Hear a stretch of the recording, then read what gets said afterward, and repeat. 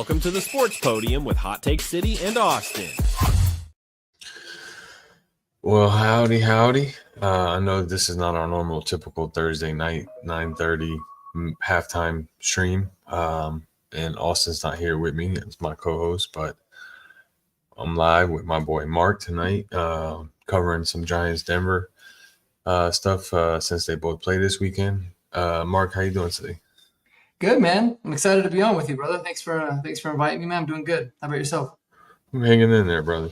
About to have a nice little show here, and hopefully we get a lot of viewers and stuff and have a good time. Yes, sir. It's always a good time. So we got Giants Broncos this weekend. Giants are coming off of a huge win against the Eagles. Jackson Dart, is looking promising for Giants fans. Last couple of games since he started, he did take a bad loss against the Saints. A couple fumbles, a couple turnovers for the whole team and stuff. But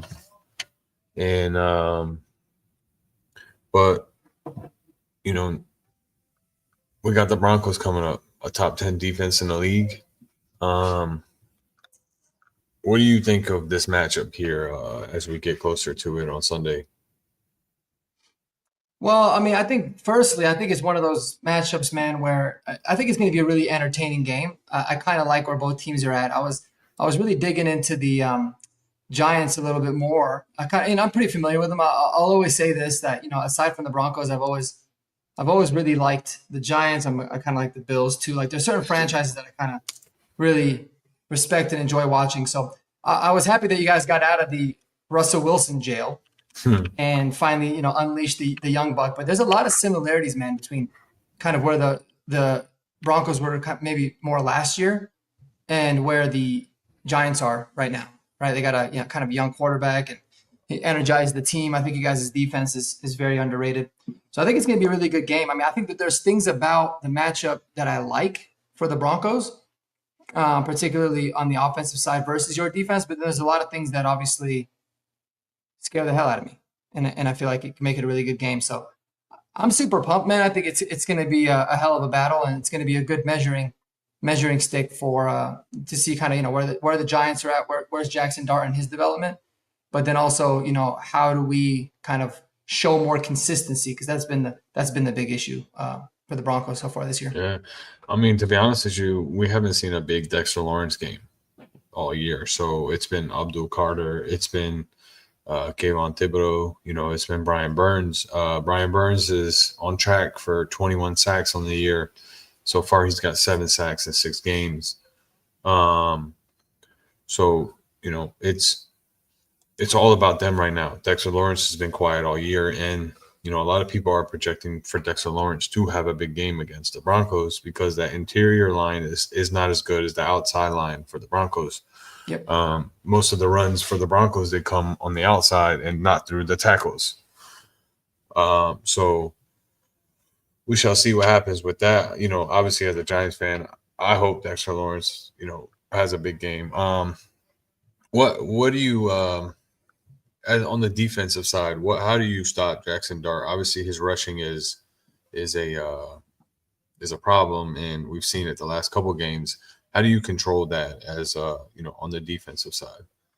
Well, I think first and foremost, it starts with stopping the run in general, and obviously that is stopping Cam Scatterbo and Tyrone Tracy, the run game, but not allowing for Jackson Dart to beat you with his legs, because that's the big weapon of his, right? And it was something that surprised me a lot about Bo Nix when he was a rookie, and still now, is they can beat you with their legs. So if we can contain him and force Jackson Dart to beat us in the pocket, I think it's going to be a really long day, personally, for Jackson Dart, because our secondary, our defense in general is I don't know how much you watch the Broncos defense, but our defense is pretty damn ridiculous, especially when we can just pin our ears back and go.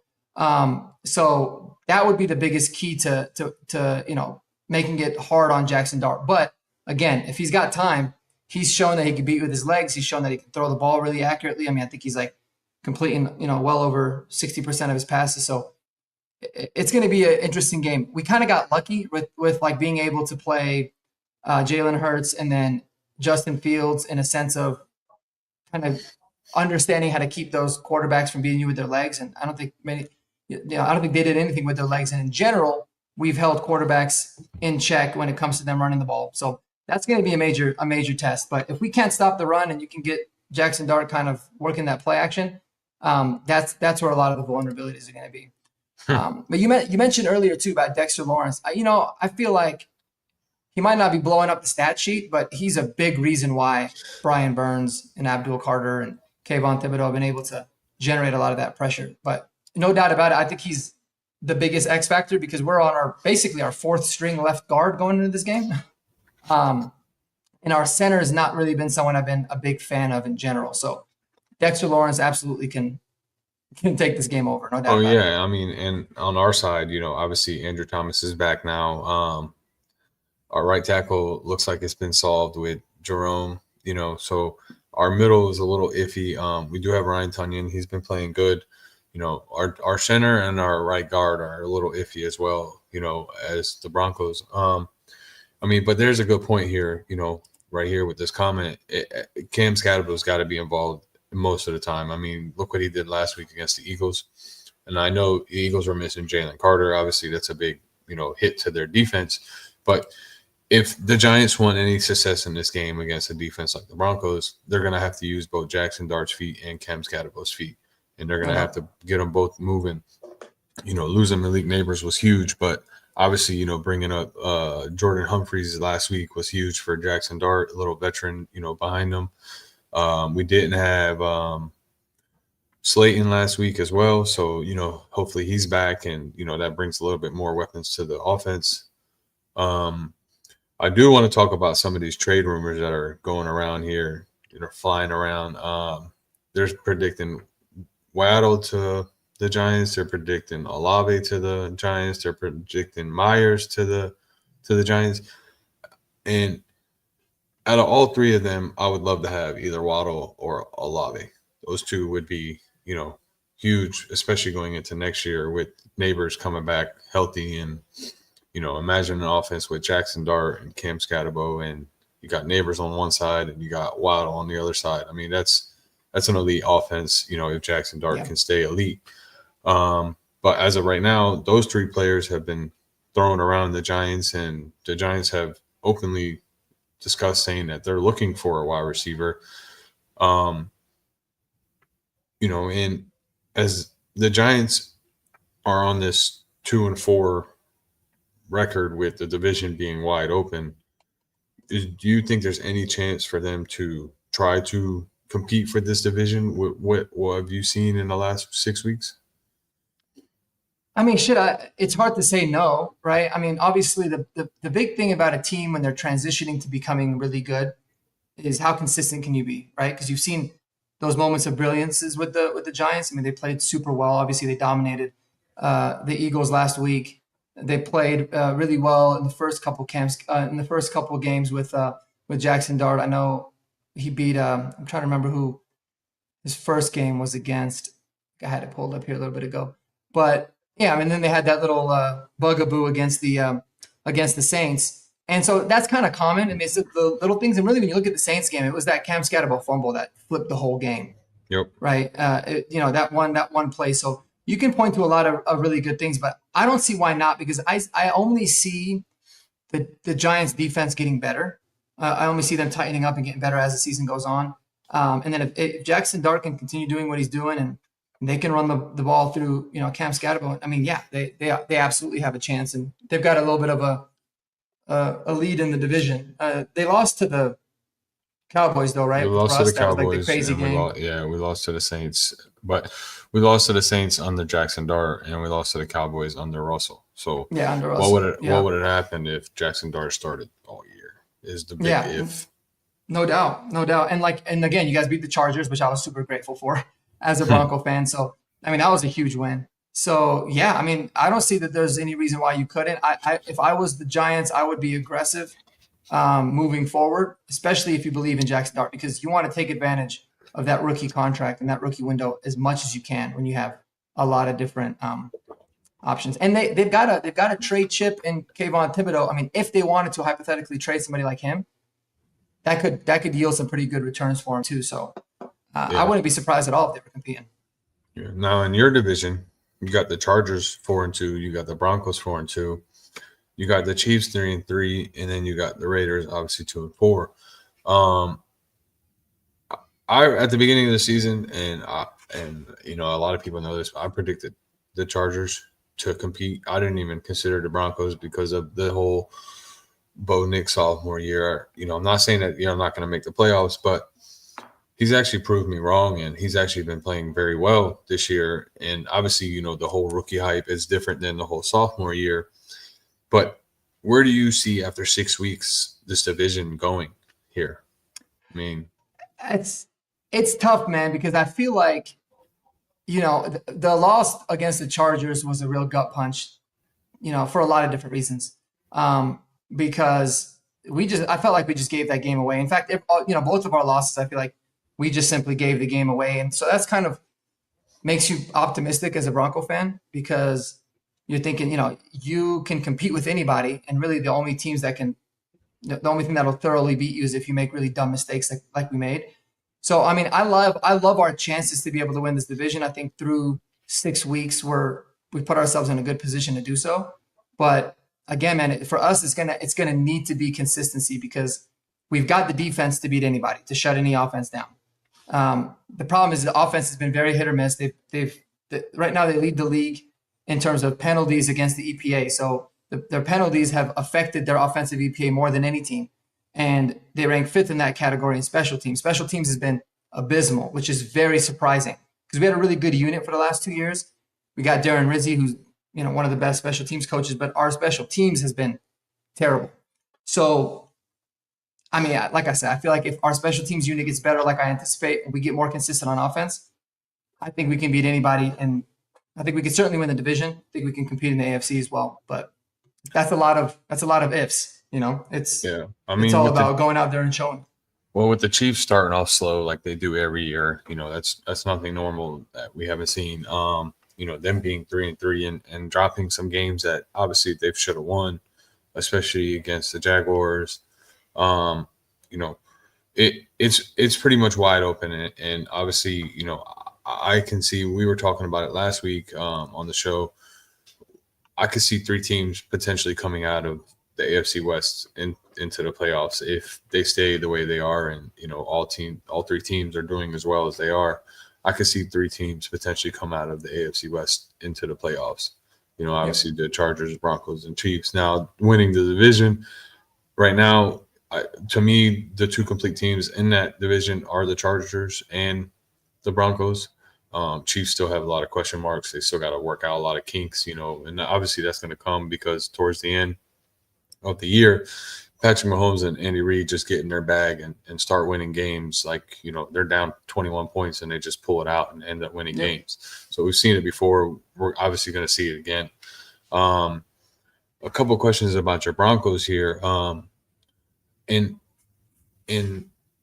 faith of J.K. Dobbins and R.J. Harvey, obviously R.J. Harvey's the rookie. They drafted him to utilize him as they possibly can. But in your eyes, which one would you rather see carry the ball more or get more usage, as the year goes on? That's a really good question, man, because obviously J.K. Dobbins has been very good. He's been a revelation. He's kind of saved our ass, been arguably the biggest offseason signing. And we signed a lot of really big guys this offseason.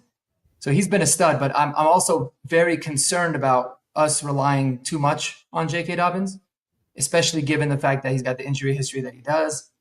If he goes down, it's almost like we're very shit out of luck, right? And I think RJ Harvey's showing the flashes, but he doesn't seem quite ready yet. So I would like to see RJ kind of hit a stride as we go along, but not at the detriment of like the Broncos losing games.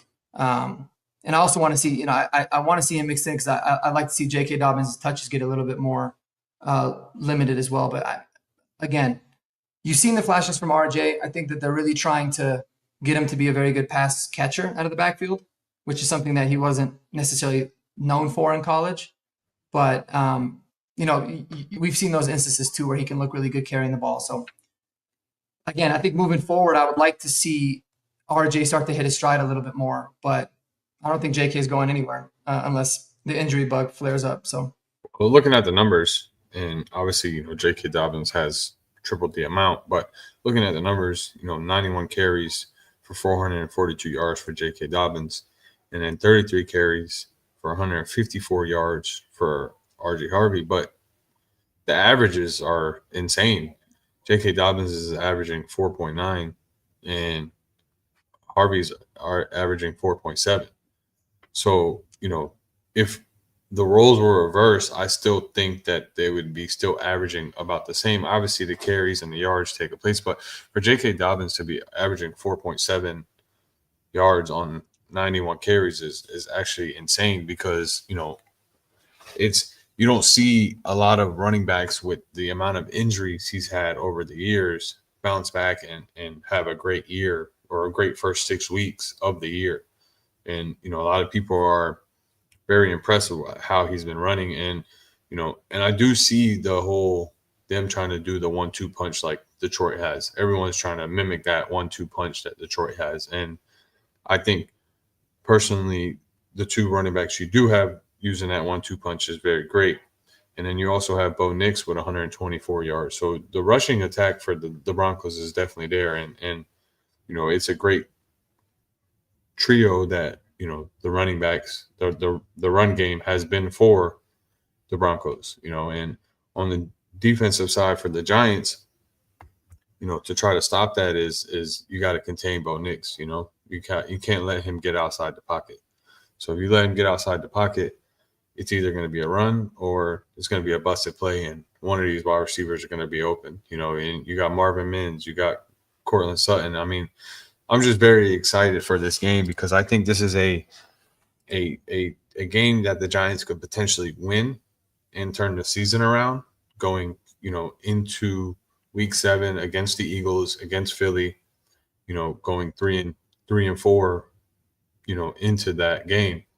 It's a very, very hostile environment, obviously, but with this game first with the Broncos, it's a game that could either go two ways. It could be just a plain old blowout and the Broncos win, or it could be a very close game and the Giants could pull it off with a last-minute field goal or a last-minute touchdown. I don't see this game going any other way. What do you think about that?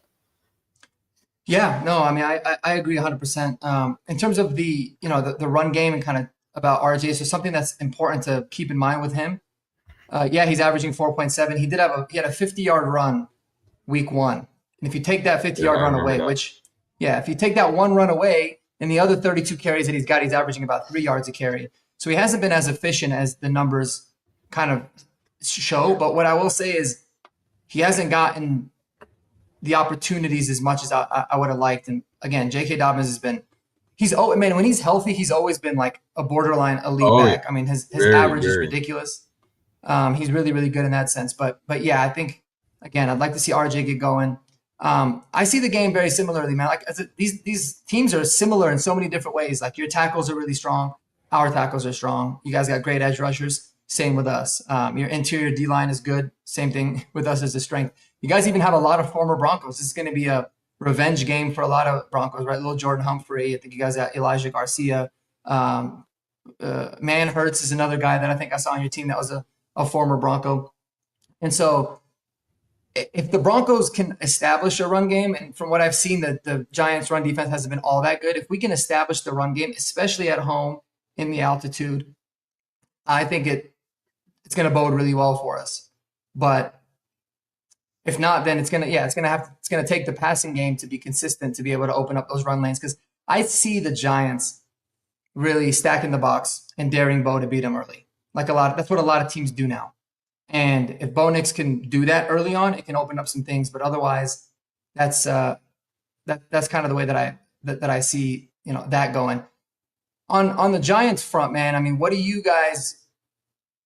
I love Cam Scatterbo. I feel like Cam Scatterbo, as if he didn't need more of a reason to be angry, because he's just an angry runner. He's a wrecking ball. The Broncos passed up on him, and they took R.J. Harvey well before him, and he could obviously take that pretty personally as well. So how do you feel like, well, first of all, do you feel like he's been as good as advertised? And B, do you have any concerns about his running style?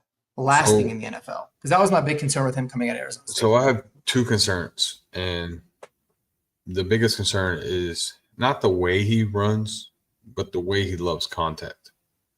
You know what I mean? He's always driving his head and his body into someone, when sometimes it's unnecessary. Don't get me wrong, it's exciting. I love to watch it. I love to see it. You don't really get to see much hard hitting in the NFL as before, but potentially, you could hurt yourself that way. You know what I mean? So my thing is when you run, if there's no reason for contact, then just don't take it at all. You understand what I'm saying? Like against the Eagles, prime example, he's on the sideline and, he dropped his head and shoulder into Zach Baum. You know what I mean? Like, and I don't see that there was a necessary reason for that. Yeah, it was fun to watch. I loved every minute of it. But, and the other concerning point is Jackson Dart as well with his running. He likes to put his helmet into, these two young boys, they need to learn how to,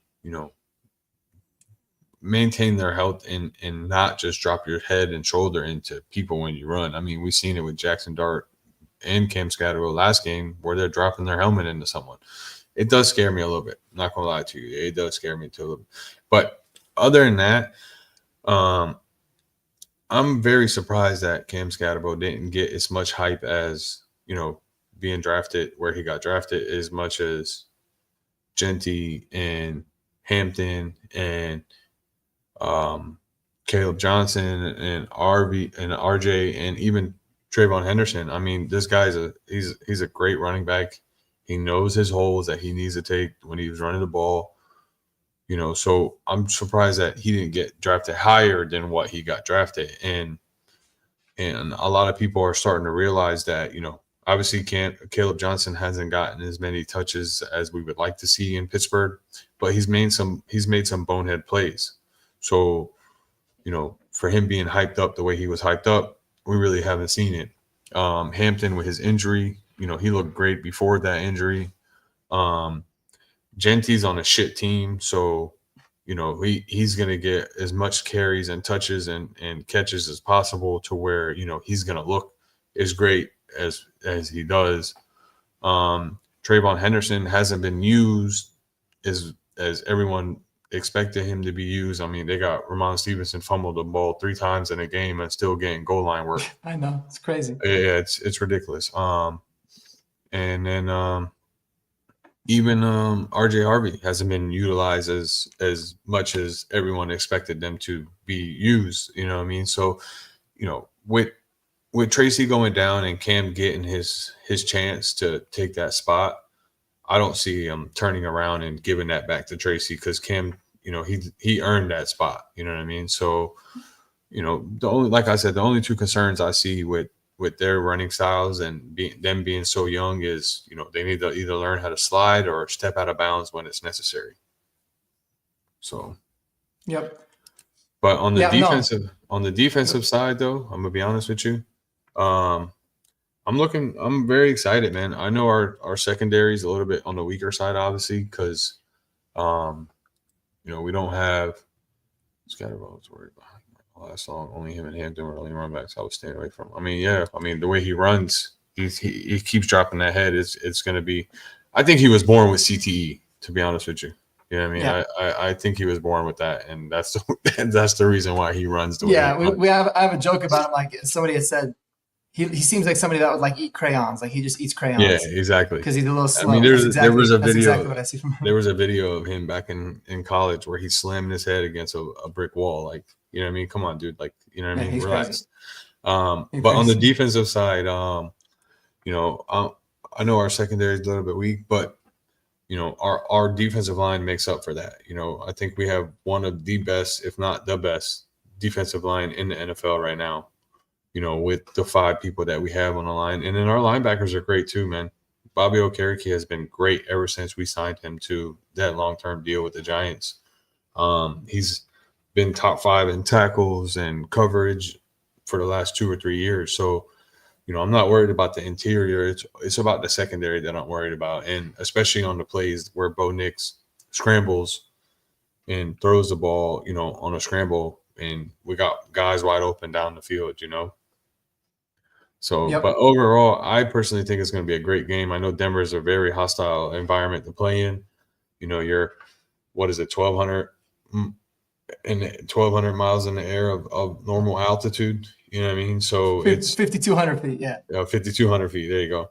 Yeah. You know, of normal altitude. So it's a whole different ball game when you go up to Denver to play a game. And I think the boys are looking forward. And to be honest with you, man, just last week watching the home crowd and rally around Jackson Dart and Cam Scatterbo, I think, you know, it's Giants football is back. You know, the excitement is back. It's fun to watch these boys play this game again. You know, it's not just a whole, oh, it's another 2-15 season year. You know, it's not, you know, I mean, it's exciting to watch these boys go out now and play for the last 3 weeks. You know, even though we did lose to the Saints, but in the Saints game, we lost because of ourselves, not because of, you know, the Saints beat us. You know, we had 3 turnovers, and you can't expect to win a game with 3 turnovers, you know, and against the Eagles, they capitalized on the Eagles, you know, on Jalen Hurts' interception, couple fumble that they had, and we capitalized and we took control of the game, the whole game, and we won. So it all comes down to that. If we can control Bo Nix and we can, you know, wear down that defense of the Broncos, then I see us having a very good shot of winning this game. No doubt. know? Yeah. No, I mean, I agree, man. I think that they're a plenty capable team. They've been really fun to watch for the last couple of weeks, for sure. Oh yeah, and you know they've been very exciting, and you know and I personally think once we get Neighbors back, it's going to be even better. You know, he didn't really get to play with Neighbors as much. You know, so can't wait for that. You know, and hopefully we make some moves in the offseason, if not this season, to get some more wide receiver help. I love Slayton. I love Wandell. Wandell's a very great slot wide receiver. Yep. You know, he's your security blanket, you know, when you need one. Theo Johnson has been coming alive the last couple of weeks, you know, for Jackson Dart as well. Speaking of tight ends, how do you feel about this Evan Ingram situation? I mean, it's been nice the last couple of weeks. I feel like the first few weeks of the season, he was a little banged up. He wasn't really himself. He's really starting to find his stride now, which is huge because he's been really helpful on third downs, making big catches across the middle. But I'm glad you brought up Theo Johnson, somebody I wanted to talk about. I loved him coming out of Penn State. Now, I was a big Theo Johnson fan. And I think that he is undoubtedly your biggest X factor to winning the game against Denver, because one thing, the biggest weakness that we've always had for the longest time, and still this year because we have really shitty linebackers, unless Dre Greenlaw is able to play this week finally, is we get torched by tight ends, especially athletic tight ends. And so he's going to be the biggest problem for our defense.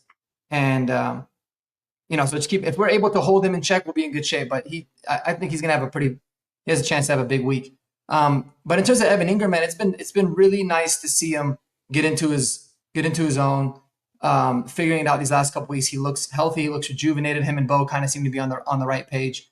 So he's added a completely different dynamic to this Broncos offense. And I hope his usage will continue to go up and up, because I've been really liking what I've seen. But it was definitely a slow start for him, no doubt about it. But you know, we've had the worst tight end room in the NFL for the last 5 years compared, you know, before this year. So he's a nice revelation for us here in Denver, no doubt. Evan Ingram revenge game? You know what's funny, man? I didn't even think about that because he played with Jacksonville for so long in between, big time. It's a revenge game for him. You know, no doubt. There's a lot of revenge games here. It could be little Jordan Humphrey could be really butthurt about what happened. We had a running joke here, man. Sean Payton loves little Jordan Humphrey. Like he loved him, and I feel like he was like forced to move on from him. But yeah, he had a big game. So yeah, it could be a little bit of an Evan Ingram revenge game. Has he played against the Giants like since he left? I think once with the Jaguars, yeah. For the Jags, yeah. Because you know they rotated divisions, so you don't really get to, you know, unless you're in the same division as the team that drafted you, you really don't get to play, you know, but every 4 years. So I think they Yeah. played 1 year, 2 years ago, the Jacksonville Jaguars versus the Giants. Yeah, it makes sense. So, but I think that was it. But honestly, last week Dallas Goedert destroyed us. So I'm not looking forward to Evan Ingram just running open down the middle. So, because our defensive coordinator loves to run a lot of middle blitzes, so it's going to leave the middle open unless they drop Abdul Carter into that linebacker position and drop him into coverage, which he's working on and he has been getting a little bit better on. But leaving Bobby by himself in the middle to cover that zone with Evan Ingram is not going to be looking pretty for us. So I hope Yeah. I was they don't do surprised that. too, man. I mean, you guys run a lot of man coverage. Like, I We thought do. the Broncos ran a lot of man. How do you feel about that? Because you guys, like you said, you have you have great pass rushers. You got a really dominant defensive line. Your secondary is a little suspect. I like it and I don't like it at the same time, because I like it because I have confidence and I have faith in the line to get to the quarterback or to put pressure on the quarterback. But when you go up against a better O-line, it does take a couple more split seconds to get to the quarterback. So it does leave that one-on-one coverage a little bit more, harder to cover. But when you go up against a team that has holes in it, it's easier to, control the game and leave that one-on-one coverage. So it has its takes, it has its good takes, and it has its bad takes. With our secondary being as questionable as it is, they do drop the safety in there, and they do drop the safety on the double coverage. So it holds up, Need to get that number one fan here, hence this comment. So, Mar, I just want to let you know. So this guy right here that's commenting, he made me this helmet here, right? And I love this helmet here because it was a custom made helmet by him personally. Oh, that's dope. You know what I mean? I love So, that. That is tight. There's his Little name Hot on Take the- City going on. Yeah, there's his name on the back right there. That's sick.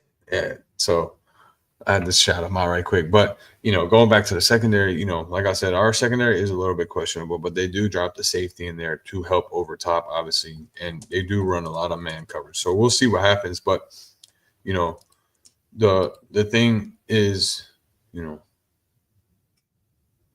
a lot of people don't give credit to these wide receivers that Broncos have besides Courtland Sutton.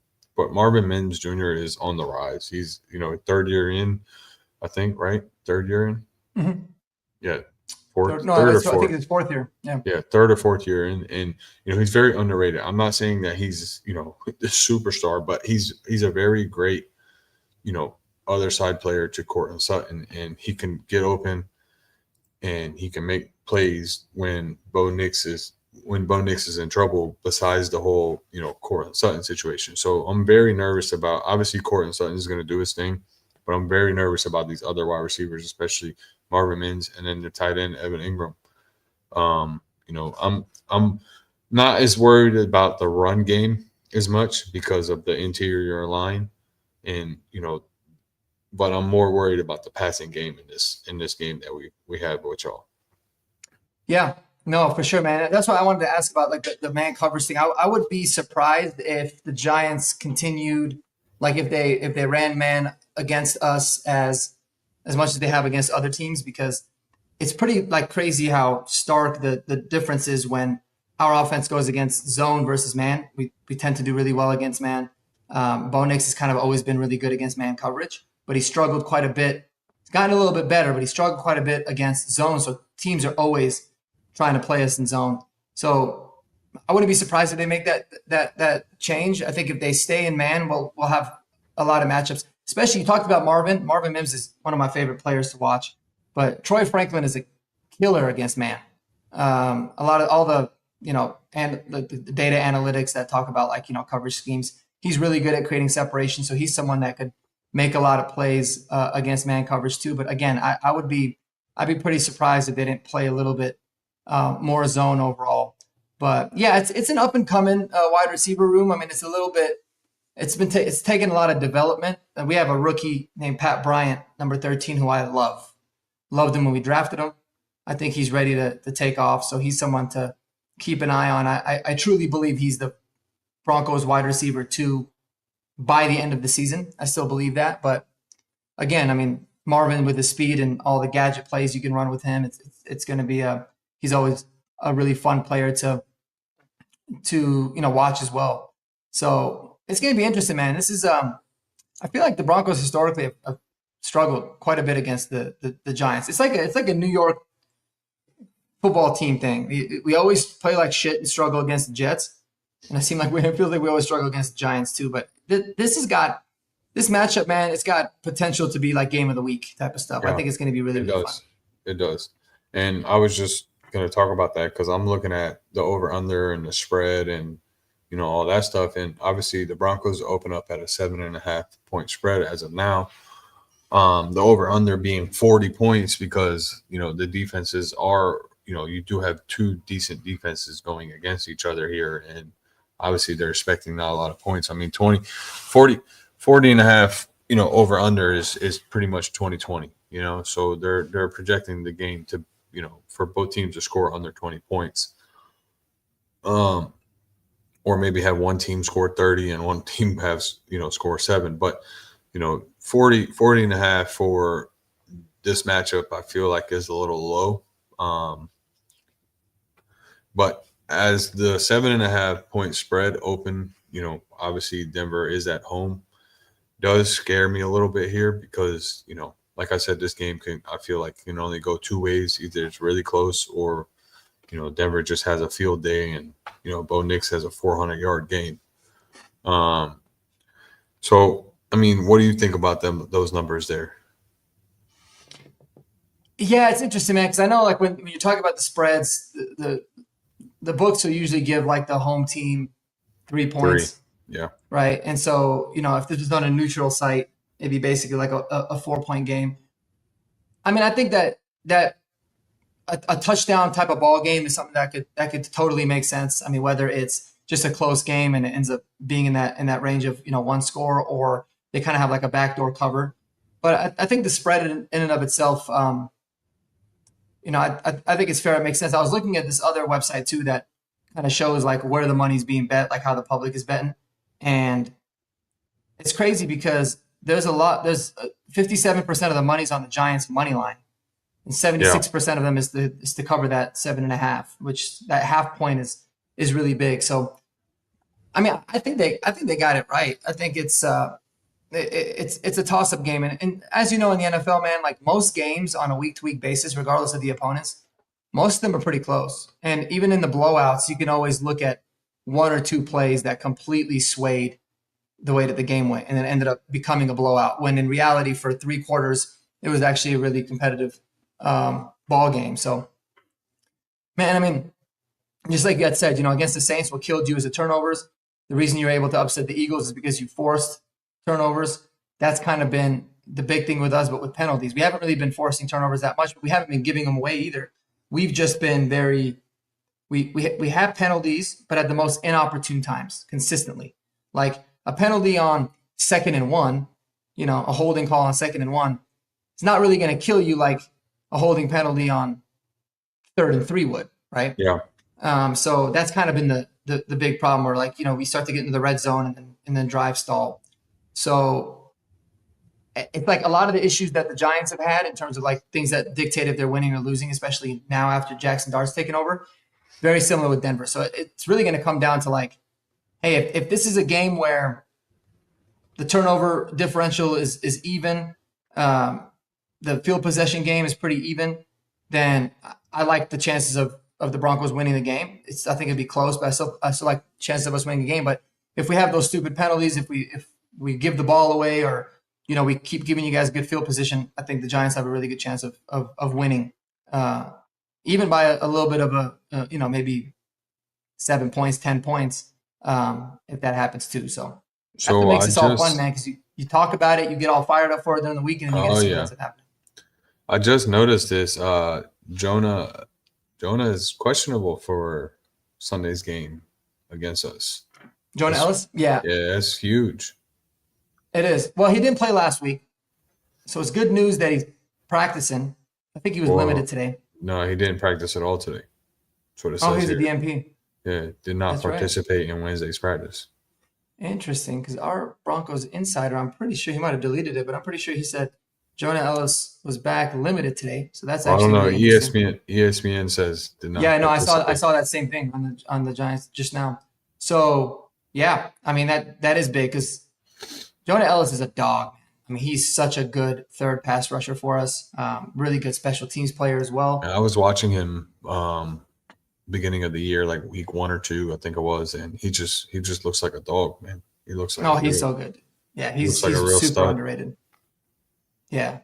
I think another I think big he, thing is our right tackle is questionable too. So how do you say his name? Jerome or Illuminor? Jermaine Luminor. Yeah. Illuminor. Yeah. I mean those two pieces right there for both teams are It's huge. that's Yeah. huge. Yeah, real big. He's been pretty solid there at right tackle for you guys. You guys signed him in the offseason last year, I think, right? 2 years ago, He was yeah. 2 years ago, he was a free agent. Yeah. Yeah, Yeah, I this is remember. second, this is his second year with the Giants. Yeah, And he's solved our right tackle problem for last year and this year's, Yep. Which is obviously it's so hard to find like just good offensive linemen, quality offensive linemen, especially tackles, man. So I mean the fact that you guys got 2 really solid tackles. So you did dope. miss it, by the way, Brandy. You missed it. We talked about it. I would love to have Olave as the second option if they were to make a trade. I don't want fucking Myers. That's just like another Wandale Robinson. I don't want that. I disagree in a sense. I mean, I know he plays the slot a lot. I feel like I've always felt like Jacoby Myers is one of the most underrated receivers in the NFL. I mean, the dude's just always making plays. I love Jacoby Myers, but we want a true outside person. We don't want another slot person. Yeah. You understand what I'm saying? No, I get that. If we make a move, it needs to be a move for a solid outside person that can play opposite of Malik Neighbors, for next year. And we don't want someone that's going to just be a short-term problem. We want someone that's going to be a long-term, solution. Yeah. Signing Olave or signing Waddle to a longer contract is going to help Jackson Dart on his rookie contract and take advantage of that rookie contract. You know what I mean? Myers is, he's been in the league for a little while. He is a little bit older than the other two guys, but we have enough slot. We have Wandale, we have Darius Slayton, we even have Hyatt that, is starting to emerge a little bit last game. Hopefully they use him this game a little bit more too, So if we do make a move, I'd rather see Olave or Waddle to the Giants, So Yep. There was a similar conversation happening on one of my buddies' channels. They were talking about it on the sports radio too.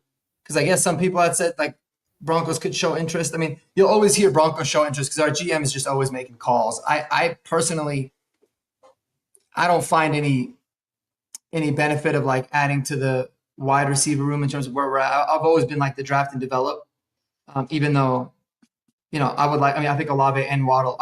For the Broncos, I think Waddle would make sense. But yeah, for the Giants, man, Olave would be a hell of a sign. He's a really good complement to what Malik Neighbors can do, no doubt about it. So it'll be interesting. They definitely should. You guys have a lot of Bronco players. What about trading for another guy that's been rumored as Jerry Jeudy? So I wouldn't have a problem with Jerry Jeudy. I have no problem trading for Jerry Jeudy. The only thing I have a problem with Jerry Jeudy is so he's done well in Cleveland, right? He's actually done very well in Cleveland for the quarterback situation that he's been put in. And I still think he can be a top receiver in the league if put in the right situation. I just feel like, if we do make a big splash and we do want to sign the wide receiver to a bigger contract than just a year or so, I think the only route is to go the Olave and the Waddle route. I don't think Jerry Jeudy or Myers or anyone else fits that route. You know what I'm saying? I love Jerry Jeudy. Yeah. He's a great wide receiver. But I'm talking about long-term. I think those two only make sense in a long-term solution than a short-term problem. No, I agree. I'm actually not a fan of Jerry Jeudy at all. Hated him when he was here. Couldn't stand his attitude. I mean, the frustrating thing with Jerry Jeudy, he's got like crazy talent, And you always hear, it's like you always hear the same things. Always cooking dudes in practice. Oh, he's always open, blah, blah, blah. But when the game starts, he gets open. He just gets open really late. And the production never matches with the talent that he's got. So he would be much more of a frustration for you there in New York than I think anything else. And listen, a lot of people can't handle that New York media. A lot of people can't. It's a very, very critical media. You know what I mean? Like it's not a game. Like, you know, we've seen stars leave there because, you know, they won't admit it, but we've seen stars leave there because of that media and how they hound these players and how they just trash talk these players because, you know, they don't do well and they're supposed to be this great superstar. So Jerry Jeudy, I don't think, number one, would last in that atmosphere with that media. Number one, for the way he talks, and he can back it up. He just doesn't. It just simply doesn't. He doesn't back up the productions that he talks. Like you said, he could get open, but he's open late. You know, and you know his numbers don't match the way he talks, and the skills behind him just, you know, it's just not there. You know what I mean? Yeah, but I love he was like all pissed last week, and he was like yelling at the quarterback to get the ball on the sidelines. Which, listen, that doesn't bother me. And then right when the ball goes his way, he drops it. It was like the easiest. Yeah, that's catch another. too. That's another. And thing that's him in a say. nutshell. Yeah, that's Jerry Jeudy in a nutshell. That's another thing I was going to say. I mean, he has a lot of drops. You know, he drops the ball a lot. I mean, you know, we don't need another person that drops the ball. We have our own problems with that. You know what I'm saying? Yeah. So we don't need another problem with that. You know, but. I'm looking forward to it, man. I know it's going to be an exciting game. Hopefully, you know, both quarterbacks take off. They do good, and you know, hopefully, you can't predict it, but you know, hopefully, no big injuries, you know, in this week at all for anybody. You know, we've seen a lot of injuries, especially ankle injuries, over the last couple of weeks with a lot of these wide receivers. So hopefully, is it a MetLife Stadium problem? I know that a lot of people talk about it. Do you feel like they got to do something with the turf there? So the World Cup is coming in next year or 2 years, whatever it is, right? So next summer, yeah. Yeah, so they're going to replace it with grass, obviously, because soccer won't play on turf. It's just that simple. Like FIFA has already told the owners of the Giants that we will not play on turf. It has to be changed to grass. So what they do after the World Cup is going to be the big question. Do they leave it grass and, you know, take care of it? But the problem is it gets so cold up there, you know, and it snows. Is that grass going to be able to handle the winter time when you got, you know, 6 feet of snow sitting on top of it? Yeah. No, it's a good question. I mean, I feel like the NFL should make it mandatory to where like you have to at least have hybrid because. Well, not even so much hybrid. So like, you know, one thing that I do have to give Jerry Jones credit for is, you know, he dug 6 feet or 12 feet down for the stadium, you know, and made sure that the ground was nice and soft and leveled and all that stuff to, you know, make sure that there's no problem whatsoever when it comes to putting turf, because, you know, they have turf, you know what I mean? It's an indoor stadium, you know, but they don't have as much problems as the other stadiums because of how Jerry Jones built that stadium and how he took care of that field and what he did to that field, you know? So if they were to replace the turf with grass for the World Cup, I think they need to, if they're going to take out the grass and put turf again, they need to at least put a softer underneath the turf and make it easier for these players to run on the turf. You know, you can just tell the way these players run on MetLife's turf that it's a very hard ground. You know, so we'll see what happens. I mean, I personally like the grass situation, but also grass is not, you know, good for you as well when you're running at certain speeds, you know, but it might be better to go the hybrid route, like you said. You know? Yeah, I feel like that's what a lot of teams are doing to try to find the balance. But I feel like it's always getting randomly brought up about like the turf at MetLife and the injury rates are quite a bit higher. So it's like they got to figure something out because, yeah, it's super unfortunate, you know, to have players go down. I mean, listen, I don't think the Malik Neighbors injury was because of that, but Could have been. And so if you could prevent injuries like that, it's always an important thing. Yeah. No, I definitely agree. And, the MetLife turf has taken a lot of players, over injuries. So it's something they really need to sit down after the World Cup and figure out what route they want to go, because it's getting to the point to where players are not going to want to play there anymore because of and I'm not saying that it's just MetLife, but MetLife has that name to it, to where it's the MetLife curse, you know what I mean? So Yeah. we've seen a lot of injuries in that stadium, you know what I mean? So No doubt. we'll see what happens. But I do want to do a quick rundown on the week, and run down these games and just give me a quick prediction, what you think. Anything else from the Broncos or Giants game before we move on? No, I think we covered most of it, man. Sure. Tomorrow, Steelers, Bengals. I mean, got to be the Steelers. It's going to be a close game, though, for Joe sure. Flacco. Yeah, it's going to be a close game for sure. Divisional Thursday night games are always really close. But I think Steelers will win that. I mean, the Bengals are just they're a hot mess. Obviously, we got the Giants, Broncos. We both want our teams to win. But give me a score prediction.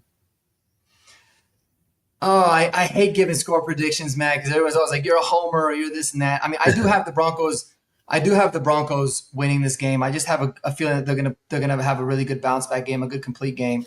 And ultimately, I think the Broncos are gonna win 31-10. I do think it's gonna be one of those blowout scenarios.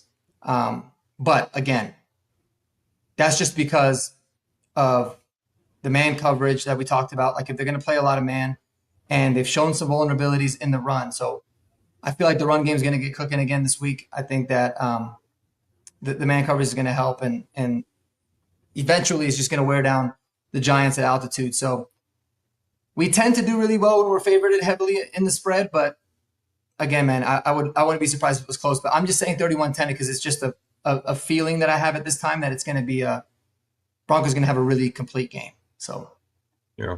we will see. What do you got it at? Honestly, I think it's going to be a lot closer. I've seen a lot of predictions, people saying 17-14, 14-10, because of the defenses. I personally think it's going to be like a 27-28 to like 30, in between that range for both teams. I think both teams score over 22, 23 points. And it's a close margin. It's within, 5 to 7 points on who wins. But obviously I want the Giants to win. But if I had to choose a score, I'm going to say 25-21 or 24-21 Giants. So you're taking Giants and the over still. Yeah. All right. I like it. I think that's very feasible. So the Giants have been 2-3 since Jackson Dart has started. They've been 2-3. Or the last 3 games, I take it back. The last 3 games, actually, since Jackson Dart has started, they've covered the spread 2 out of the 3 games. So, oh, nice. Yeah, I mean, 2 out of 3, yeah. Well, and they didn't just cover 2. They won 2 of those. So awesome. And then we lost to the Saints, but that's neither here or there. We won't stop talking about that. Rams, Jaguars in Jacksonville. That's going to be a good game, man. In Jacksonville, I'm going to take the Rams in this one. I just feel like I like the Jags, but I think that they were really riding, like they were forcing turnovers at an unsustainable level. I think that showed a little bit last week. So I like the Rams, the way they kind of match up against the Jags too. So I'll take the Rams in that one. Oh, but that's in London actually, right? Oh yeah, London. Yeah, not Jacksonville, London. That's a Wembley game. Yeah. So yeah, I'll take the Rams. Okay. Who you got? Jags do good in London, man. They really do good in London, and I wouldn't be surprised if the Jags come out hot and win this game by at least. I'm still riding off of 2 weeks ago.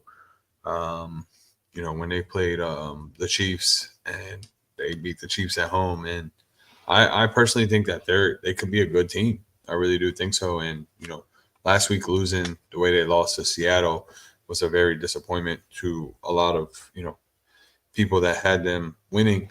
But I personally think they win this game in London because of how well they play in London. So do they got back-to-back games in London? It's a good question. I know they do that with some teams. No, they got Let me see. a game in London and then a bye week 8. So no, Oh, they they only are got they are one gi- game they are left. giving them the bye. Nice. Yeah. Yeah, that's gonna actually be a pretty good early morning game to wake up to. So Oh that'll yeah. be fun. So I think the Jags win that game. I think it's a close game. But I do think the Jags win that. Raiders Chiefs. Obviously, we know which way we're going here. I know you want both teams to lose if that's possible. I do. I do. I would actually love for the Raiders to get the upset in this one. Yeah. But yeah, I got the Chiefs. Shit bowl of the week. Browns Dolphins. That is the shit bowl. It's Oh, in yeah. Cleveland, huh? Yep. I think Cleveland's going to get the win, man, because I think the Dolphins are just an absolute train wreck of a mess. I mean, with the whole Tua situation, I don't get how they kind of forced him to apologize. That's kind of weak sauce, but they're a super talented team. Browns defense is really good, and so I think it's going to be like a 12-9 game. But I got the Browns. I got the Browns actually winning that one. Yeah. I think the Browns at home win this game. I think we might see a little bit of Sanders this game too, as well. To be honest with you. So I hope so. So the world can see that he's definitely better than Dylan Gabriel. I'll tell you that. Well, they're pushing this whole narrative how he should be, this and that. But I know preseason is different than regular season. But my whole thing is he's got a lot of growing up to do in the NFL for sure. career. In the NFL career, I'm not talking about personal life or anything. I don't know what he does outside of football, but I'm talking about in football. And a lot of these rookies come in NFL ready, and a lot of these rookies don't. And Sanders is one of those quarterbacks that is not NFL ready. We've seen it in the preseason a couple games. Obviously, it's different than the regular season, but he runs around too much. He doesn't sit in the pocket as long as he should. And, I would like for him to sit in that pocket and for him to throw the ball more than just to run around and play catch up in the backfield. You know what I mean? Yeah. So I personally do think we see Sanders a little bit this weekend. You think because Gabriel gets benched, or do you think it's like an injury situation? I don't know how much longer they can see Gabriel throw the ball, man. I really that whole left hand shit is just so weird. It's weird. Like, It's weird. it's very There's gonna weird. be two Like, lefties in this game too, man. So it's gonna have to watch the shit inverted. yeah, like I might just flip the camera to the so like I don't know. I only left-handed quarterback I give props to is obviously Michael Vick, until until Michael Penix decides he wants to, either play football or don't play football. So but it's just very hard watching Gabriel throw that ball, especially going to his right side. So Yeah. but I got the Browns in this one. Patriots Titans in Tennessee. Dude, I think this is the if you want to call it upset of the week, you can call it that. I think the Titans get their firing the coach bump that you see every single year. And they come out and they play really well. And Mike Vrabel, obviously he was the former coach there. Maybe they come out a little bit tight.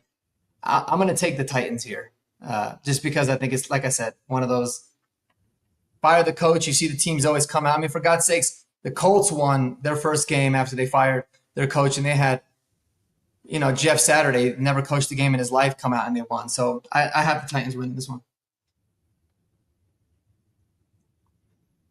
Just for that. I'm guessing you got the Patriots, right? I mean, I got the Patriots because of how well they've been playing, but Yeah, they're a better team. obviously, like you said, they are the better team. But I mean, this could be one of those trap games for the Patriots, though. One of those humbling games where Drake May takes a step back and doesn't do as well like he has been in the last couple of games. Obviously, so I don't know about this one. Obviously, I feel like the Patriots will win this game, but I also feel like it could be a minor trap game for the Patriots. And then, everybody's going to start, the Patriots are not this, they're not that. I'm like, guys, relax. They're a very good team, very, almost complete team. If they can just fix that offense just a little bit with their run game and figure out their wide receiver situation outside of Stephon Diggs. And then, Drake May looks very promising in his first 2 years of being an NFL starter. So they are a very good team outside those couple of issues that they have. So I do like them in this game, but like I said, it could be a very small potential chance of Tennessee upsetting them. Definitely. I can see that. Okay, so I take not really, because the Panthers are better than the Browns and the Dolphins. So Panthers, Jets. Oh, Panthers and Jets. Is it in Carolina, I'm guessing? Nope, MetLife. Oh, it's at MetLife. Man, we just witnessed the Jets firsthand. I mean, they are awful. They are awful, but they got to win a game at some point. They really do, because they did a lot of stupid stuff, and I think the coach learned from it. And I mean, they got it like basically a pick'em game at this point. I like the way the Jets match up against the Panthers, because I think they could stop Rico Dowdle. I think they can stop that run game, force Bryce Young to beat him. I don't think he can. And I think the Jets are just due, man. They're due for a win. So I'll take the Jets in this one. And Carolina is favored by 1.5, being the away team. So I don't know. Yeah, I think the Panthers win this one. I think the Jets go 0-7. It would be the best case scenario for the Jets, man. I always say, if you're gonna suck, you want to like suck all the way and get like the top pick, right? Well, the Giants got burned by that a couple times. It got us 2 years in a row. It killed y'all, man. It got us the year Jaden Daniels and Drake May came out, and it got us the year that C.J. Stroud came out. So, well, and it got you this past year, because y'all would have been the number 1 pick and had a chance. Yeah, it's right as of right now, it's worked out because you got Dart. But like if it happens to the point where Cam Ward ends up being a superstar and Dart maybe falls off, it's gonna bite you in the ass. But I think you guys got a good one in Jackson Dart. Saints Bears in Chicago. Saints and Bears. Oh, I got the Bears on that one. Yeah, I think the Bears seem like they're pretty damn solid this year. Ben Johnson has really turned that team around, and they look a lot better than they have been. Not saying that they're a great team yet, but they've definitely turned that franchise around from the last 2 or 3 years that they've had with Ben Johnson as their coach. Yep. No, potentially game of the year here. Carson Wentz revenge game. If JJ McCarthy is not available, Vikings, Eagles in Minnesota. I'll tell you what, man. I really like the way the Vikings match up against the Eagles. I think the Vikings are going to win this game. So if Quinyon Mitchell is out, we will see. Is it Ringo? Is that how you say his last name? I think so. Ringo and Adore, they have Adoree Jackson too, right? Yeah, well, we'll see Ringo against Justin Jefferson. Yeah. And I personally think Justin Jefferson is going to torch him. Yeah. So they better hope Quinyon Mitchell is playing in this game for the defensive sake. So yeah, no doubt about it. I mean, like I said, the Vikings defense is really good. They've been pretty decent against the run. I know they're like super good against the pass. And I don't know what the hell's been up with the Eagles, man, but they've been on this like methodology of throwing the ball so much. It's almost like they're trying to prove a point. It's like, that's not who you guys are. Like, give the ball to Saquon and move on. But that is going to be a good game. I like the Vikings in this one personally. Yeah. No, I mean, obviously I'm never picking a division rival. I do think it's going to be a great game, but I want the Vikings to win, obviously. So if JJ McCarthy doesn't get the start, and Carson Wentz does get the start, I could see Carson Wentz having a nice revenge game against that his former team. So I agree. I think if JJ plays, they probably end up losing. Yeah, I think so too. And he's like, when do we start calling him a bust? He didn't play all of last year. He's hurt again this year. Like, that's. Yeah, I mean, I still think we got to see quite a bit more of him, but I mean, you're right. Injuries it's been tough for him, man. I mean, it's been, and it's weird because it wasn't really a concern coming out of college. I think he was pretty healthy in college. But yeah, he won.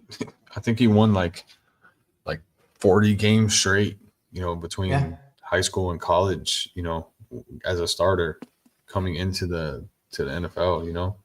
Yep. So we shall see what happens with that one. We got some really good matchups this week, man. Another game, Colts Chargers in LA. That's gonna be a good one. It's crazy because it's another situation where it's like I hope both teams could lose. That would be nice, but if I'm gonna be honest, man, I think the Chargers are gonna win this game. I think the Colts are really good, but I think that LA had the injuries really killed them. I don't know if they get Joe Alt back this week, and they really found something in Kamani Vidal, who's looked like a really good running back for them. And so I feel like them at home, that's gonna be a hell of a game. They should have flexed it or like moved it to a later start, but I do. Joe Alt like did the not Chargers. practice today. Oh, he was a DNP again, huh? Yep. Yeah, that's going to be a big one. That's going to be a big one against the Colts. Also, Derwin James did not practice. Oh, he was shit. he was limited Oh, he because was of his limited, okay. because of his wrist. Okay, so yeah, limited on a Wednesday is usually fine. Yeah, I'm taking the Chargers in this one, man. I think that they've got the defense to hold the Colts in check. I do, and I think I think the Chargers. I mean, like I said, they had a couple slip ups, but they've overcome them. Jim Harbaugh, that dude knows how to get the job done, man. He's a great coach. So Yes. Unfortunately, I have to choose the Chargers, but really, again, if that game can end in a tie, that'd be cool. I'm riding with my former Giant quarterback. I'm rolling with Daniel Yeah, Jones baby, Danny Dimes look good this year, man. and the Colts to win this game in LA. So,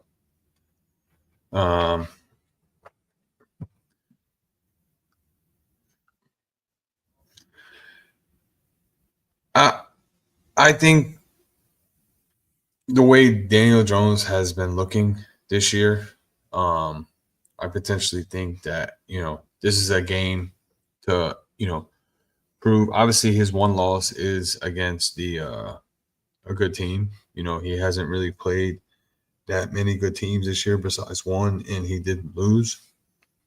But I think this is a game to where he's able to win this game. And, when they lost to the Rams, they lost 27-20, right? So, they did beat the Broncos, but they beat the Broncos on a last-minute field goal, which, give them props. Well, the refs beat the Broncos flag, on that. yeah, and then the flag at the end. But I'm not even talking about that game. But the one actual game that wasn't decided by a field goal or refs was against the Rams, and they ended up losing that game. So this is another test for Daniel Jones and the Colts to see if they're able to compete against these better teams. So I personally think that the Colts do get the win here against the Chargers, which I know you would be happy for that, because as the Chargers being in your division, gives you a chance to take the number one spot in that division, for a week or so. So I personally think that the Colts win this game, and we see another big game. We see another big game from Daniel Jones, and then if he does win this game, and he does have a good game, when do we start putting him in MVP talks? I know we got Baker out there, but you got to start giving the man the respect that he deserves. No doubt, he's definitely comeback player of the year. I mean, he's got to be. I've always been a Daniel Jones fan. I thought they gave up on him a little bit too quick in New York, and obviously the back injury and stuff like that will hamper it. But you've seen those flashes, man. Like, you've seen how he could be really good. Now, if Jonathan Taylor continues on this tear, they're going to be good. But in those games where the running game's not going, that's another test too. So like just like you said, this is going to be a really good litmus test game for the Colts in general. Yeah, I definitely think so, and I hope it's a good game. I mean, we have a lot of good matchups this week, and hopefully it's a good week of football, because the last couple of weeks, for fantasy purposes, have been real shitty.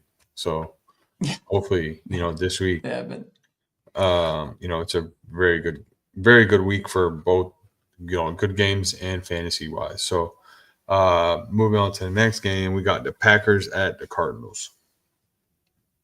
Yeah, it's got to be the Packers. The Cardinals are a mess. they're just not very good. They're honestly better off with Brissett at quarterback, to be honest. I think Kyler's probably going to return for this one. Marvin Harrison doesn't look like he's going to play.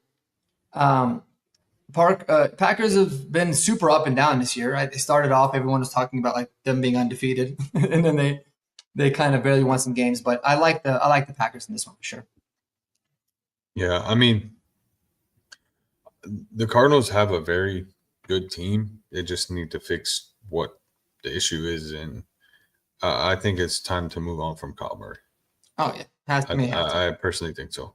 Yeah, like he has some good, showings, but then he has, very bad showings, and the bad showings outweigh the good showings.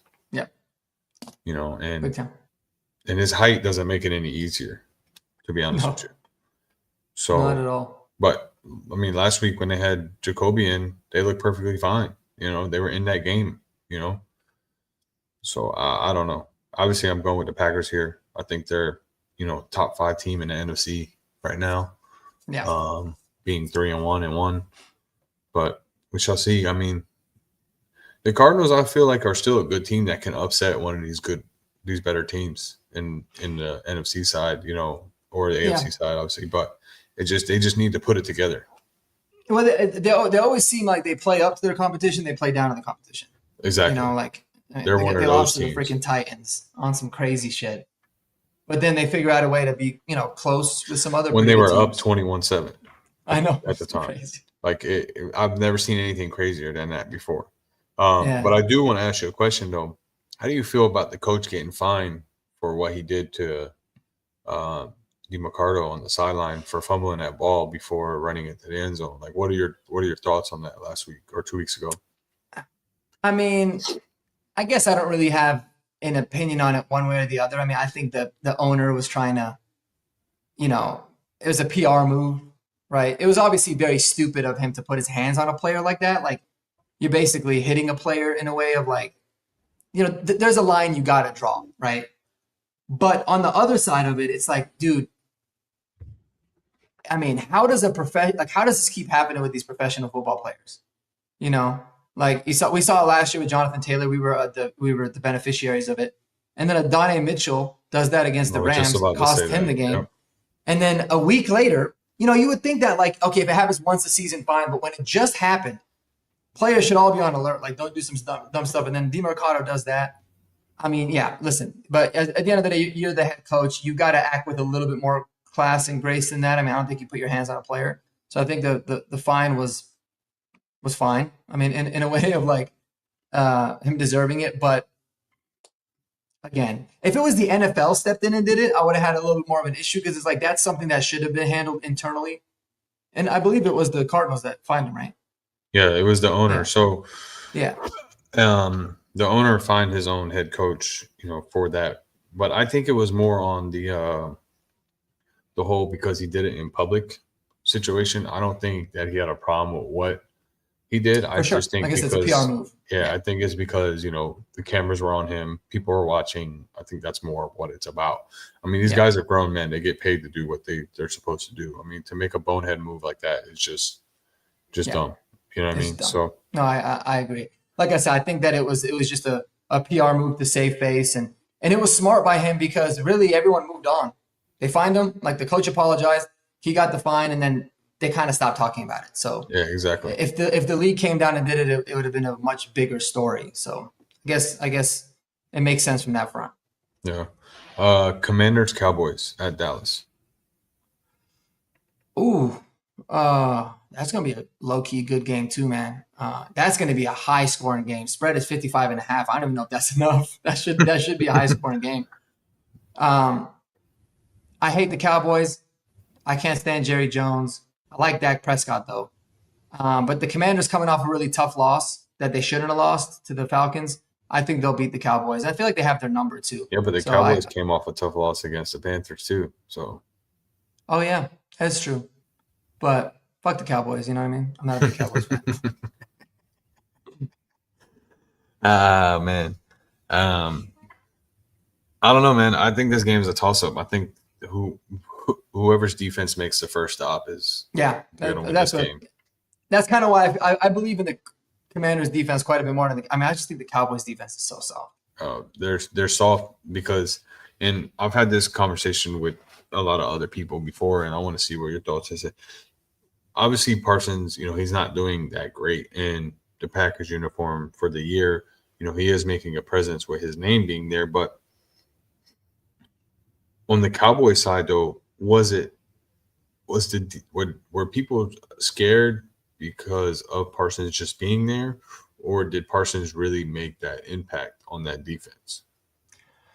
Well, I think it's kind of a mix. I mean, anytime you got somebody with that kind of talent that can wreck a game, it's going to make the job of other guys a lot easier. You can get a lot more one-on-one opportunities and stuff like that. But like, here's the thing about the whole Micah Parsons situation. I actually don't think that the move and like the compensation that they got for Micah Parsons and like what they ultimately would have paid him, like, I don't think it was a stupid move by the Cowboys. Their problem was the timing of it and the way that they handled it. Like, if they just did that in the offseason, moved on early, and was able to kind of capitalize on the draft picks early, it makes more sense. But the way that it was all handled, and Jerry Jones tried to make everything about, like, it's always about the media. He wants the media attention, right? Which is a great businessman, but that's all that it ever is.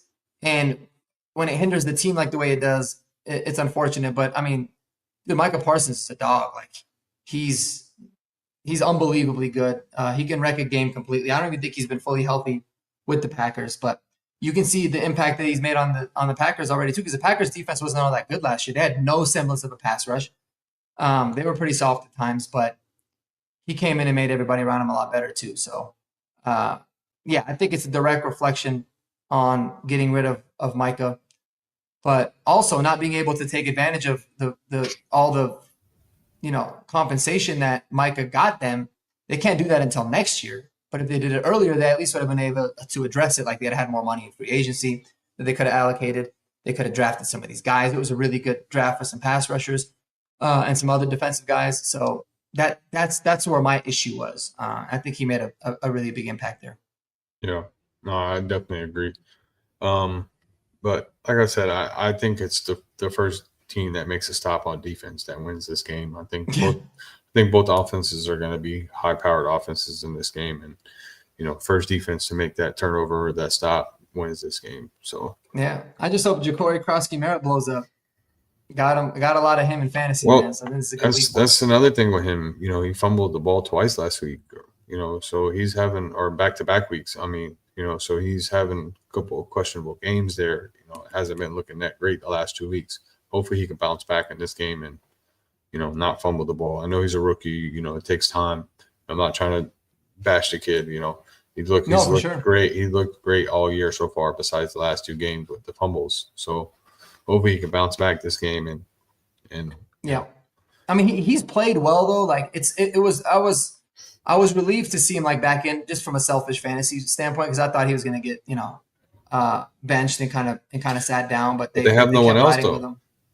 Exactly. Yeah, but I mean, he's definitely their best running back they have right now. I mean, he's put together 2 good weeks. So yeah, we'll see. But, Sunday night game, Falcons at 49ers. Sunday night, Falcons, 49ers. That's going to be a pretty good game. I maybe not a really popular take, but I'm not the biggest believer in the Falcons just yet. I feel like they've kind of been this up and down team over the last few years. Their defense is damn legit, is really, really legit. But I'll tell you something, man. These are the kind of games Kyle Shanahan finds a way to win. And the fact that it is in Levi Stadium, it's going to be tough. It's tough, man. That's a tough one. I'm going to go with the 49ers here. But I can see the Falcons winning easily. I personally think that the 49ers win. I mean, the amount of injuries they've had, obviously they've proved it all year long that, the injuries don't matter. I know they just took another big hit with Fred Warner, to that defense, but the 49ers play with that next man up mentality. They don't miss a beat no matter who gets hurt or anything. I mean, Mac Jones came in for 3 weeks and got them 3 wins. You know what I mean? So, they play that whole next man up mentality. So I personally think the 49ers win this game, especially being at home in front of that home crowd. It's one of the tougher stadiums to play in, so I personally think they get the win. And I don't even think it's even close, to be honest with you. So Yeah, I'm right there too. And I feel like the Falcons, man, they tend to not play well outdoors, for whatever reason. So I think that's got a lot to do with it too. But um, yeah, I mean the 49ers have kind of been just really damn under the radar good. Like been able to overcome a lot and still get a lot of good wins, sitting at 4-2. So yeah, I like him in that game too. yeah. And we got 2 Monday night games for the 5th time this year already. Crazy. First one we'll talk about Texans Seahawks, and then we'll go to the other one in Seattle. Texans are riding a hot streak right now. They look like they're starting to get a groove. Seattle just beat the Jaguars, in Jacksonville, but Seattle does have a lot of question marks, man, and the biggest question mark is Sam Darnold. He always does great in games during the regular season, but then there's these tough games that he has this problem with. Is this going to be one of those games where, he has a problem with, especially on a Monday night game? Oh man, it could be. The Texans defense is really, really good, dude. Like their defense is ridiculous. Their problem has been their O line and their lack of being able to run the ball. Uh, this is probably like my first real like 50-50. I can see it going. And there's a lot of these games I can see going out of the way, but this is like a tough one for me to pick. But I'll probably go with Seattle just because they're at home. Texans playing away from home. I don't know how good they're going to be there, but I think they're coming off of the bye week too, so that'll be helpful. That's tough, man. I don't know. I want to choose the Texans just because I'm not a big Seahawks fan, but I'll probably roll with Seattle. I think Seattle's been playing pretty good. They've been looking pretty solid.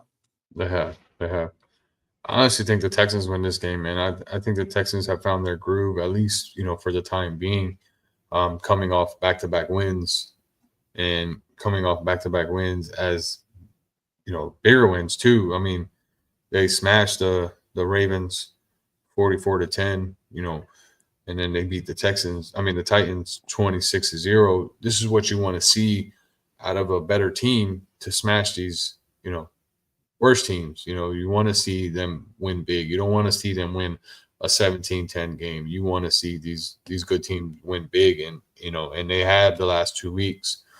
So I personally think the Texans come out swinging.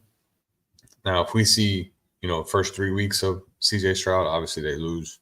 We don't want to see that CJ Stroud. We want to see the CJ Stroud we've seen the last 2 weeks, from him. So I think it's really a toss-up. I mean, I think this game can go any way, but I think if we see the CJ Stroud we've seen the last 2 weeks, then I think the Texans win this game. Yep. I can see that. Our final game is Buccaneers-Lions. I think the top 2 teams in the NFC right now is the Bucs and the Lions, No facing doubt. off Week 6, Monday night in Detroit, in a dome. Jared Goff plays amazing in a dome. So what are your thoughts here? Yeah, I got the Lions in this one for that exact reason. I mean, they came off with a tough loss last week against the Chiefs. A lot of people will, say they got screwed by the refs. I didn't really watch it, but I'm not surprised because the Chiefs always get the refs thing. So, but I didn't see it. But yeah, this is gonna be a hell of a game. That's gonna be a really fun Monday Night Football game to watch. But again, I can't see the Lions losing back to back. I think this is a really good get-right game for them. Emeka Ibuka not playing is a really bad sign for the Bucs. So they're going to be down to I think Tez Johnson and Jalen McMillan. So I don't think Mike Evans is back. They still got Bucky Irving out. So I think some of those injuries will catch up to him. So I think the Lions will win this one, but I think it's going to be a really fun game. Yeah, Bucky Irvin's doubtful. Obviously, we all know Chris Godwin's doubtful still. Brian Branch got suspended, so that's a big hit on the defense a little bit. I don't know, man. I don't know who wins this game, honestly. I really don't know who wins this game. Both these teams are powerhouses in the NFC. Both have superstars everywhere. I know the Bucks are missing their superstars. I mean, Baker Mayfield has looked phenomenal.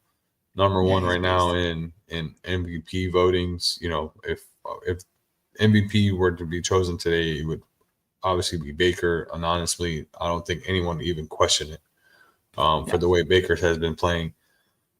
I would like to see the Bucks win.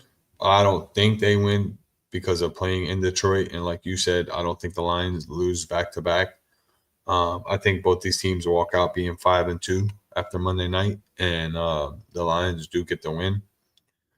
But I think this is going to be an NFC Championship matchup preview here of what we see in the future, because I don't see any teams in the NFC competing with these two teams right now.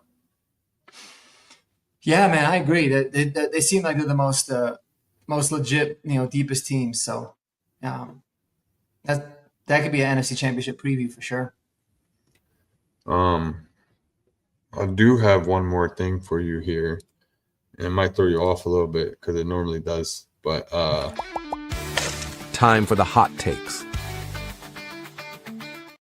you can't do a show go. without a hot take, without Let's having a hot go. take. So I need your biggest hot take for the weekend. You know, spicy, something that no one's talking about. Oh man, that's a good question. You ain't lying. You did get me. I know. Try to make it like not related to the Broncos, because that would be kind of cheating, I guess, in a way. No, not really. I've had It's picks like that. It's like, it's like about it, but I think, man, I think this is the week. It might not be the hottest take, but I think this is the week that Matthew Golden blows up like he's due to blow up. I got Matthew Golden scoring 2 touchdowns against the Arizona Cardinals this week. Maybe even 3. I think when he blows up, he's Wow. going to have that big of a game. So I got Matthew Golden 2 touchdowns. I don't know what that bet looks like or what the odds are on that, but I think this is finally the week. But I've been saying that for a minute. I respect that. What's your hot take? So mine's a little bit of a homer pick. I think Cam Scatterbo repeats what he did last week. Ooh, I hope you're wrong. I'll tell you that. Yeah, I know you hope I'm wrong for your team's sake, but a lot of fantasy managers out there would love to see Yeah, Cam they would. repeat 3 touchdown performance. So They would. I personally think he repeats that, and obviously want the Giants to win. You want the Broncos to win. We'll see each other on Monday when that happens, Yes, sir. and see who, we'll talk about it and we'll go from there. But we got anything else for this weekend? Anything you're looking forward to? Anything you Nah, want to man. talk about? Nah, nothing particular, brother. I appreciate you having me on, man. I'm just looking forward to a really, fun slate of games. I don't usually look into see like who's playing outside of who the Broncos are playing, like around the league until Saturday. So it was nice to do it on Wednesday. We got some banging games, man. So I hope it's a really fun week of football. I'm Yep. definitely definitely excited for it. And, hopefully we'll have some good fantasy performances out there too, brother. But no, I appreciate you having me on, man. This has been a lot of fun. Brother. Do me a favor and tell the people where they can follow you at, or where they can see your lives or anything at. So Oh, yes, sir. Yeah. Marquee Sports Denver. It's MARCKY Sports Denver. And that's where you can follow me on YouTube. I go live sometimes. I usually just drop a video pretty much every day, post games. And then we have a horsepower hour show that we do on Monday nights. So tune in there. And then, so that's Marquee Sports Denver. And then I'm at Marquee_sports on the Twitter machine. So I usually just have a little bit more fun on Twitter. I'm not super active per se. I get it more for news, but we like to have some fun on Twitter. I got to get up to your level on Twitter, man. I've been grinding, man. You've been crushing it. Trying to. I appreciate you joining me. Yes, sir. You guys can find me at my @ below at Hot Take City 904. You can follow my Sports Podium page on YouTube, X, and we just released our TikTok page. It's at Sports Podium 224 across the board. I appreciate all of y'all. Marky, I appreciate you, brother, joining me and Yes, sir. spitting some ball with me. Until next time, guys. Peace. Peace out.